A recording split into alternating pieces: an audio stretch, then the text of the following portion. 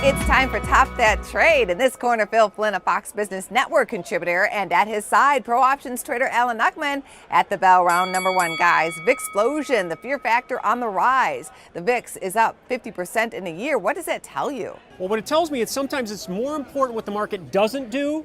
See, he's very scared right now, as opposed to what it does do. The market only went down 1% last week, even though the VIX took off. But there's scientific proof, someone's done a study, that's shown that the 6 months after the VIX explosion, the markets typically move about 8% higher.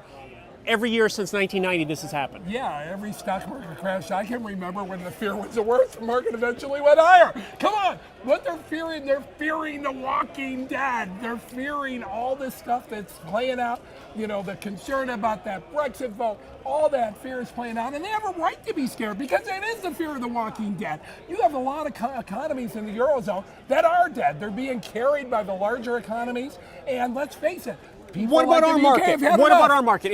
What's the impact on our market? Our market is benefiting from that fear because we're the safe haven play. That's so it's a whack-a-mole. Every time the VIX pops up, it gets smacked back down underneath 20. It's been trading between 12 and 20 for the last 5 years. So, you know, it looks like an opportunity. It's an extreme. Well, it's an extreme. It is, and that's what you look for. Extremes. As my stock market crash comment was trying to point out. No, it's trying to point out that because that's when you have the most fear, but it's usually a buying when there's blood on the street. But will you not acknowledge that the run-up in the stock market and this run-up in fear in the same time is a concern about the stability of the economy? Isn't this giving you a warning sign? I think it is bullish because I'm a contrarian. The less people that believe, the stronger I feel. Well, I give you that. But does it raise concerns about the underlying fundamentals of the economy? Is everything hunky-dory? The fundamentals haven't changed.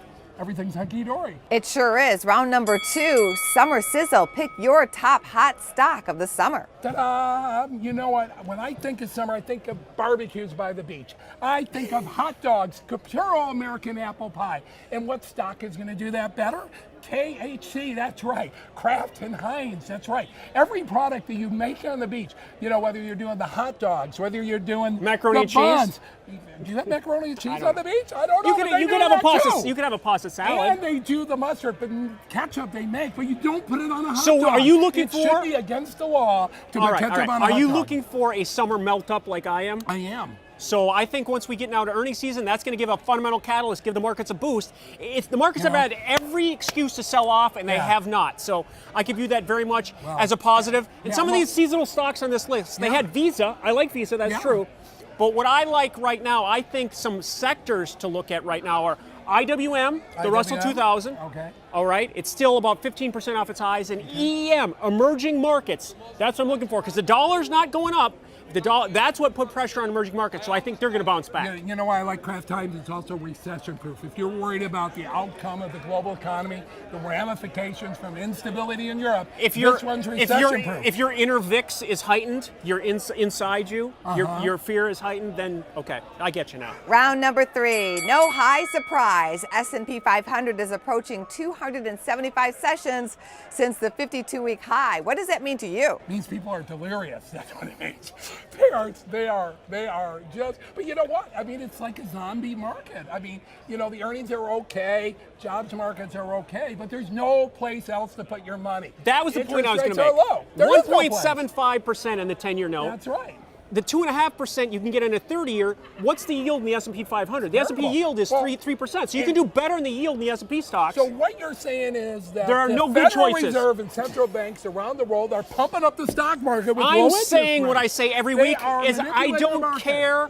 I'm not in the why business. I'm in the how business. How is the market going to move? And the path of least resistance remains higher. And I look for new highs. If we take out this 2120, we're going to 2200.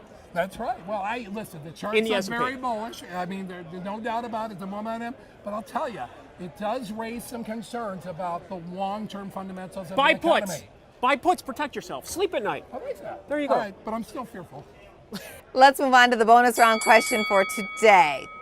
What is the oldest currency? Is it the pound, The lira or the dollar? The oldest currency. The lira? Pound or the lira, the Italian lira, the pound. It's got to be the I lira. was going to say the drachma, but you didn't give that one. The Roman, what was the Roman currency? Did you know they used to The use Roman pound. They used to use chocolate as currency. I know, and then of course tulips, tulip Right, bulbs. there you go. That was the great tulip bulb crisis.